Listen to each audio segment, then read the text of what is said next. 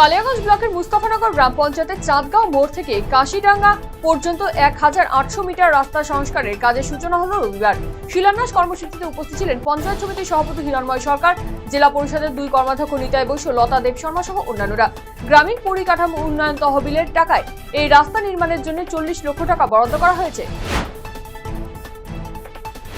উত্তর দিনাজপুর জেলা দাবা সংস্থার উদ্যোগে রায়গঞ্জে অনুষ্ঠিত হলো জেলা পর্যায়ে দাবা প্রতিযোগিতা। রায়গঞ্জের ক্যারিটাস প্রাঙ্গণে এই অনুষ্ঠানের আয়োজন করা হয় রবিবার সকালে। আনুষ্ঠানিকভাবে এই প্রতিযোগিতার উদ্বোধন করা হয়। জেলার রায়গঞ্জ এবং ইসলামপুর মহকুমা থেকে 113 জন প্রতিযোগী এখানে অংশ নিয়েছে। রক্ত সংকট দূর করতে স্বেচ্ছায় রক্তদান শিবিরের আয়োজন করল মালদার গৌড় সংস্কৃতি উত্থান ট্রাস্ট। সংগঠনের মালদা জেলা কমিটির উদ্যোগে শহরের ফোয়ারা মোড়ে রবিবার আয়োজন করা হয়েছে এই রক্তদান শিবিরের। প্রায় শতাধিক রক্তদাতা এদিন রক্তদান করেন। রায়গঞ্জ পৌরসভার উদ্যোগে শহরের নাগরিকদের জন্য বাড়ি বাড়ি বিশুদ্ধ পানীয় জল সরবরাহের প্রকল্পের সূচনা হলো।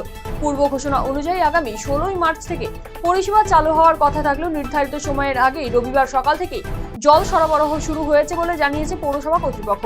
পশ্চিমবঙ্গ সরকারের উদ্যোগে এবং মুখ্যমন্ত্রী মমতা বন্দ্যোপাধ্যায়ের অনুপ্রেরণা এবং সহযোগিতায় এই প্রকল্প বাস্তবায়িত হয়েছে। পূর্ব মেদিনীপুর জেলার কোলাঘাটে রবিবার একটি আমন্ত্রণমূলক যোগাসন প্রতিযোগিতার আয়োজন করা হলো। কোলাঘাটের রাগসাচক সবুজ সংঘের পরিচালনায় অনুষ্ঠিত হয় এই যোগাসন প্রতিযোগিতা। এদিনের যোগাসন প্রতিযোগিতায় প্রায় 1700 জন প্রতিযোগী অংশগ্রহণ করেছে। 7 বছর বয়সী বালক বালিকা থেকে শুরু করে 30 বছরের ঊর্ধ্বে মহিলারা এই যোগাসন প্রতিযোগিতায় অংশগ্রহণ করেছে।